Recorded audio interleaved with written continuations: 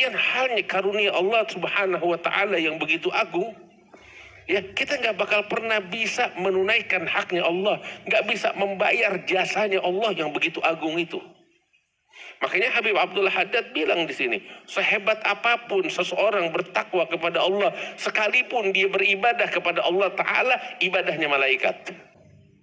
Hanya untuk mengabdi kepada Allah Ta'ala, tetap nggak bakal kita bisa membayar anugerah yang Allah berikan kepada kita sekalian. Satu nikmat kita nggak bisa bayar. Bagaimana tuh nikmat begitu banyak?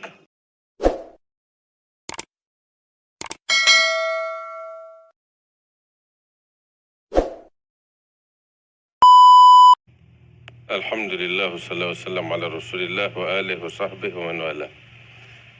Ikhwani rahimakumullah, Habib Abdullah bin Abdul Haddad dalam kitab Nasihat Diniyah membahas tentang takwa.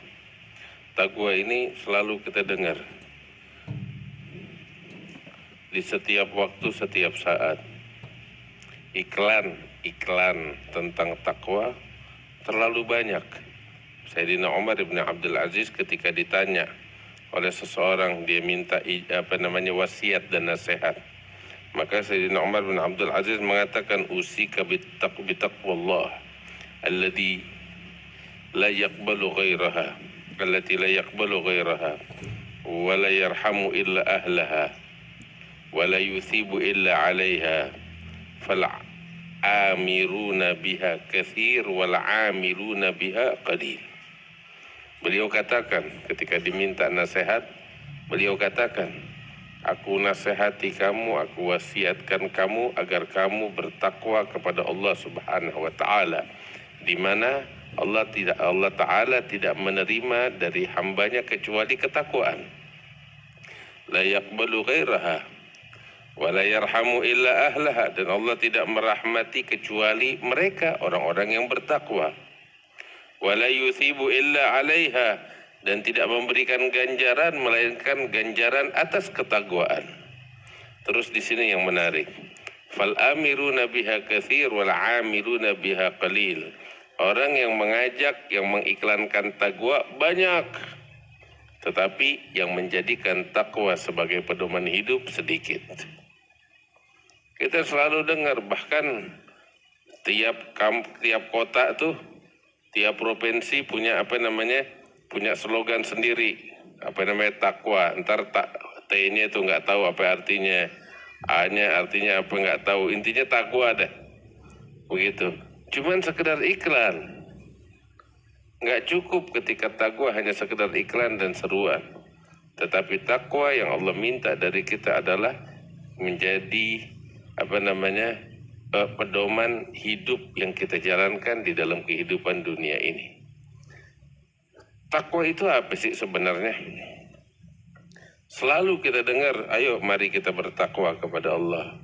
Iman, takwa, apa sih itu sebenarnya takwa? Takwa itu adalah taat kepada perintah Allah dan jauh dari larangan Allah. Itu ringkasannya di situ. Takwa adalah taat kepada perintah Allah dan jauh dari larangan Allah. Nah, kalau kita paham arti takwa ini, ya, kita diminta untuk jadi orang semacam itu yang taat kepada perintah dan jauh dari larangan. Targetnya di situ. Puncaknya itu dia. Visi misinya kita jadi manusia yang bertakwa, yang taat kepada perintah Allah dan jauh dari larangan Allah. Nah, untuk bisa mencapai itu harus ada langkah-langkah yang diambil. Gak mungkin kita bisa mentaati perintah dan menjauhi larangan kalau kita nggak tahu apa perintahnya dan apa larangannya. Maka itu salah satu langkah di awal untuk kita bisa bertakwa adalah belajar, nuntut ilmu. Ilmu apa yang mesti kita pelajarin? Ilmu bahasa kah? Ilmu astronomi kah? Ilmu fisika kah? Atau apa? Enggak, itu semuanya pelengkap. Tetapi utamanya adalah kita itu diwajibkan untuk menuntut ilmu. Thalabul ilmi fardhatun ala kulli muslim. Menuntut ilmu hukumnya fardu, wajib bagi setiap muslim sebagaimana diriwayatkan oleh Imam Abu Dawud fi Sunani. Ya. Menuntut ilmu wajib. Ilmu yang bagaimana yang wajib dipelajarin? Ilmu yang ngajarin kita tentang hukum-hukum Allah. Apa aja perintah-perintahnya untuk kita jalankan, dan apa aja larangan-larangannya untuk kita jauhkan. Itu yang pertama. Kita cari tahu hukum-hukum Allah. Apa perintah-perintah Allah. Kalau kita udah tahu, kita jalanin. Kita praktekin. Kita jadikan itu sebagai pedoman hidup kita. Cari tahu tentang larangan-larangan Allah, kemaksiatan. Ta'allamtu syarra la di syarri walakin litawaqqihi. Saya belajar keburukan, kejahatan bukan untuk melakukan kejahatan dan keburukan itu, tetapi demi untuk membentengi diri saya dari kejahatan dan keburukan tersebut. Cari tahu tentang maksiat yang diharamkan oleh Allah Subhanahu wa taala. Kalau kita udah tahu, jauhkan itu maksiat sejauh-jauhnya. Terus cari tahu apa yang bisa menjerumuskan seseorang ke dalam kemaksiatan. Apa yang bisa menjerumuskan? Maksiatnya kita udah tahu apa yang diharamkan. Tetapi apa yang bisa menjerumuskan itu, banyak orang kan terjerumus dalam kemaksiatan. Itu juga kita cari tahu. Supaya kita nggak kena kail, pancing yang menarik kita ke dalam kemaksiatan. Nah, kita diminta untuk itu. Taat kepada perintah Allah, jauh dari larangan Allah. Untuk apa sih? Kenapa kita diminta untuk takwa? Apakah demi untuk meraih surganya dan jauh dari nerakanya? Itu boleh jadi sebagai tujuan, tetapi pada hakikatnya bukan itu. Hadirin yang dimuliakan Allah. Pada hakikatnya tahu apa? Kita kan diciptakan oleh Allah Ta'ala nih dari ketiadaan. Nol. Anugerah murni dari Allah, Allah ciptakan kita. Dan itu merupakan nikmat. Terus kita dikasih nikmat besar oleh Allah Ta'ala. Yang kalau kita mau hitung itu nikmat, gak bakal pernah bisa kita hitung. Wa in ta'uddu ni'matallahi la tuhsuha. Sebagai salah satu nikmat dari sekian banyak nikmat yang Allah kasih. Kita bisa hidup, kita bisa nafas, bernafas nih. Menghirup oksigen dengan mudah, dengan leluasa.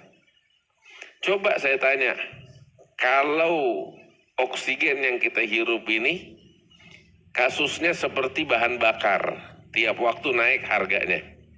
Dipasok harga sama Allah Subhanahu wa Ta'ala. Bagaimana coba tuh? Gak usah mahal-mahal deh, setiap tarikan nafas 100 rupiah aja. Bisa gak kira-kira kita hidup? Bisa gak kita bayar? Lihat, kalau nggak ada oksigen kita nggak bisa hidup. Kita nggak bisa hidup, tapi dikasih nih oksigen oleh Allah, dan Allah nggak pasok harga bakal kita. Diberikan cuma-cuma. Dan oksigen dikasih oleh Allah Ta'ala bukan hanya untuk mereka, orang-orang yang taat dan beriman. Enggak. Yang maksiat juga dikasih oksigen. Yang kafir juga, yang perangin, yang memerangi Allah Ta'ala, yang kafir kepada Allah, menistakan Allah Ta'ala, tetap oksigennya diputus oleh Allah Ta'ala. Itu Allah Subhanahu wa Ta'ala. Nggak diputus nikmatnya. Segalanya diberi oleh Allah Ta'ala. Ini salah satu dari nikmat yang begitu banyak. Dan masih banyak lagi nikmat yang nggak bisa kita hitung. Ikhwani rahimakumullah. Teman-teman hadirin wal hadirat, Tuhan yang maha baik ini, Tuhan yang maha baik ini, nggak layakkah untuk kita sembah? Nggak patutkah untuk kita sujud di hadapannya? Nggak patutkah untuk kita serahkan segala apa yang kita miliki untuknya sebagai bentuk rasa syukur kita atas nikmat yang Dia berikan kepada kita? Saya kasih contoh, sekedar ilustrasi, ya, ilustrasi yang sederhana. Nih, Ustadz Jelani contoh, sebagai contoh aja nih. Ya, saya demen ngasih contoh begini untuk pendekatan. Ya, untuk pendekatan. Kata Habib Syafiq provokasi, enggak lah.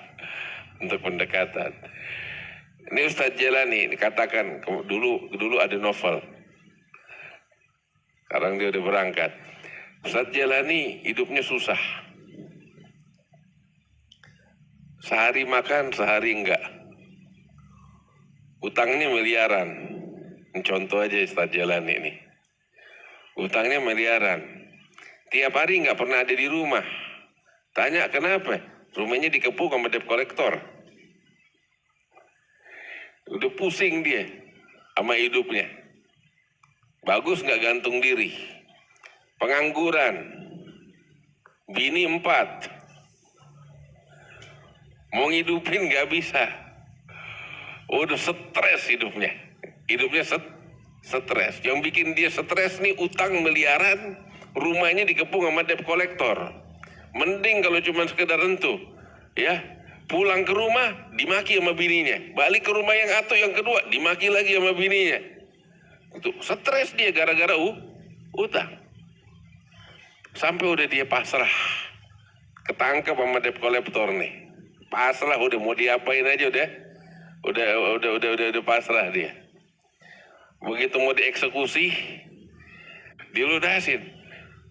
Panggil tuh debt collector semuanya. Ini utang berapa? Sekian, semuanya dibayarin. Itu waktu juga. Itu Jalani, Ustaz Jalani ngelihat gitu, dia bakal sujud sama Habib Muhammad. Iya kan? Dia udah, Habib Muhammad nih nyelamatin dia dari keterpurukan. Seumur hidupnya nggak bakal pernah lupa.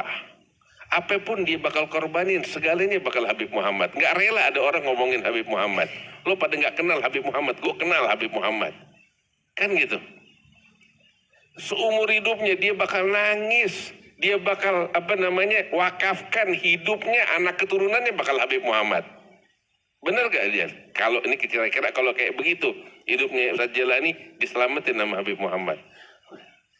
Apa yang dibikin nama Habib Muhammad nggak ada apa-apanya dengan apa yang Allah anugerahkan bakal kita. Allah kasih kita anugerah besar banget. Terus saya katakan, kok kita nggak merasa berhutang kok sama Allah Ta'ala? Padahal dia memberikan nikmat kepada kita sangat luar biasa. Dia berikan anugerahnya yang begitu agung bakal kita. Karunianya Allah berikan kepada kita. Nikmatnya Allah berikan kepada kita. Salah satu nikmat yang besar Allah kasih bakal kita tahu apa? Yang kurang kita hargain. Tahu apa? Allah kasih bakal kita tuh, kita hidup dari sejak lahir dalam keadaan Islam dan hidup di lingkungan orang-orang yang beriman. Coba kalau kita diciptain sama Allah nggak beriman, terus hidup di tengah orang-orang yang nggak beriman, gimana itu keadaan kita tuh? Ada gak yang pesan sama Allah kita nih? Ada gak di antara kita pesan sama Allah, ya Rabb kalau saya lahir jadiin saya sebagai orang beriman, saya hidup di tengah-tengah orang beriman? Ada gak yang pesan gitu? Kagak, murni dipilih sama Allah untuk dikasih anugerah begitu oleh Allah Ta'ala. Benar-benar dipilih sama Allah untuk itu. Dikasih ini anugerah tanpa permintaan dari kita. Tahu, ada nikmat lagi yang kita sering abaikan. Apa itu? Nikmatus satar. Nikmat Allah tutupin dosa kita. Tunjuk tangan yang suci dari dosa di antara kita. Kagak ada. Kita semuanya berlumuran dosa, semuanya. Kita semuanya berlumuran dosa, nggak ada yang suci. Tapi di antara nikmat besar Allah, nih diri kita nih ditutupin dosa-dosa kita oleh Allah Ta'ala. Coba, kalau satu dari dosa kita aja dibuka oleh Allah Ta'ala, nggak bisa hidup kita. Jangankan hidup di tengah-tengah manusia, kita pulang ke rumah kita nggak punya muka untuk kita ketemu istri kita sama anak-anak kita. Nggak punya muka. Kalau satu dosa kita dibuka oleh Allah Ta'ala, kita mau ketemu anak yang kita cintai, kita sayangin, kita malu. Tapi Allah tutup itu semua. Allah rahasiakan itu semua. Sekalipun kita tetap terus maksiat demi maksiat, terus maksiat, nggak dibuka sama Allah Ta'ala. Kecuali kita sendiri yang ngebukanya. Nggak dibuka, nggak dipermalukan oleh Allah Ta'ala. Itu nikmat yang seringkali dilupakan oleh kita sekalian. Nah saya tanya ikhwani, hadirin yang dimuliakan Allah, Tuhan yang maha baik ini, apakah nggak layak untuk kita persembahkan hidup dan mati kita untuknya? Kalau seorang Ustadz Jailani aja, seperti kisah yang tadi, dia rela mewakafkan hidupnya bagi Habib Muhammad. Ini sebagai contoh, sebagai ilustrasi. Coba kita nih, yang kenyataannya demikian ditopang oleh Allah Ta'ala, tidakkah kita mempersembahkan hidup dan matinya kita untuk Allah Ta'ala? Maka itu selalu saya katakan, di sana nggak ada sorga, nggak ada neraka. Apakah Tuhan yang maha baik ini nggak layak untuk disembah? Orang yang punya hati, akal sehat, nurani, ketika mengenal Tuhan yang maha baik ini, sekalipun nggak ada ganjaran sorga atau neraka, dia bakal menghabiskan hidupnya demi untuk mengabdi kepada Tuhan yang maha baik ini. Untuk itu kita bertakwa kepada Allah Ta'ala. Untuk itu kita bertakwa. Makanya Habib Abdullah bin Alwi Al-Haddad bilang di sini, kita kalau mau melihat nikmat dan karunia Allah, kita nggak bakal bisa tunaikan haknya Allah selama-lamanya. Begitu agung karunianya. Kayak tadi Jailani, lo bisa bayar dia setelah dia nyelamatin hidup lo? Nggak bisa. Sekalipun satu waktu nanti Jailani punya 10 miliar, 20 miliar, ngasih dia balik, tetap. Tapi momen tersebut, momen ketika dia kepepet, itu nggak terulang. Ketika dia diselamatkan di detik-detik genting itu nggak terulang. Walaupun lo mau bayar miliaran, 30-40 miliar, tapi momen itu nggak terulang.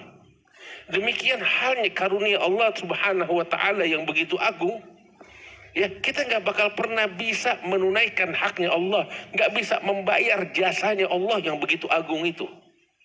Makanya Habib Abdullah Haddad bilang di sini, sehebat apapun seseorang bertakwa kepada Allah, sekalipun dia beribadah kepada Allah Ta'ala, ibadahnya malaikat. Sekalipun dia menghamba kepada Allah, diberikan oleh Allah 1000 umur dari umurnya dia. Kita dikasih 60 tahun, 70 tahun oleh Allah Ta'ala kali 1000, 60.000 tahun. Ya, terus dikasih nyawa satu, tambahin lagi 1000 nyawa. 60.000 tahun kali 1000 nyawa tuh. Hanya untuk mengabdi kepada Allah Ta'ala, tetap gak bakal kita bisa membayar anugerah yang Allah berikan kepada kita sekalian. Satu nikmat kita gak bisa bayar. Bagaimana tuh nikmat begitu banyak? Coba bayangin, kita kalau cuma dikasih oksigen sama Allah, gak dikasih paru-paru, bisa gak kita manfaatin tuh nikmat? Oksigennya ada gratis, paru-parunya gak gratis. Ayo. Dikasih paru-paru, hidungnya tersumbat. Gimana itu? Itu kan nikmat demi nikmat yang gak terhitung Allah berikan kepada kita sekalian. Ente kira kita bisa melihat hanya dengan mata? Kagak. Berapa banyak orang punya mata tapi gak bisa ngelihat. Gak cuma sekedar mata Allah kasih bakal kita. Penopang untuk bisa kita melihat. Dikasih mata oleh Allah, dikasih cahaya oleh Allah. Mata ada, cahaya ada, bendanya gak ada. Gimana dia mau melihat? Benda itu pun termasuk nikmat yang Allah kasih bakal kita. Kadang hal yang kita jijik pun itu merupakan nikmat dari Allah Ta'ala. Coba kalau nggak bisa keluar isi perut kita. Ayo. Ini anugerah begitu agung. Makanya, ya Allah, Habib Abdullah Haddad tuh bilang, renungin tuh nikmat, maka kamu akan jatuh cinta kepada Allah Ta'ala. Kamu kalau udah jatuh cinta kepada Allah Ta'ala dengan cinta yang sejati, kamu akan habiskan seluruh hidupmu untuk mengabdi kepadanya. Dan inilah takwa yang sesungguhnya. Taat kepada perintahnya, jauh dari larangannya, mengabdi kepadanya dengan sebenar-benarnya pengabdian sebagai bentuk rasa syukur kepada Allah Ta'ala. Dan ambil kabar, sehebat apapun kita gak bakal pernah bisa syukur sama Allah Ta'ala. Cuman memang itulah. Ya mau bagaimana? Mau bagaimana? Nggak ada yang bisa kita lakukan untuk membalas jasanya Allah kecuali itu. Dan itu pun nggak bisa menunaikan itu hak. Ya Rabb, mudah-mudahan Allah jadikan kita sebagai orang yang bersyukur. Karena itu, jangan pernah kita berhenti untuk bertakwa kepada Allah Ta'ala. Karunia-Nya begitu agung. Nikmatnya begitu besar. harus kita hargai, harus kita syukuri, dan harus kita malu kepada Allah Subhanahu wa Ta'ala. Kenapa kita enggak menunaikan haknya Allah dengan sebaik-baiknya? Kenapa enggak kita habiskan segalanya untuk Allah Subhanahu wa Ta'ala? Ya Rabb, mudah-mudahan Allah bimbing kita ke jalan yang diridhai oleh Allah Subhanahu wa Ta'ala.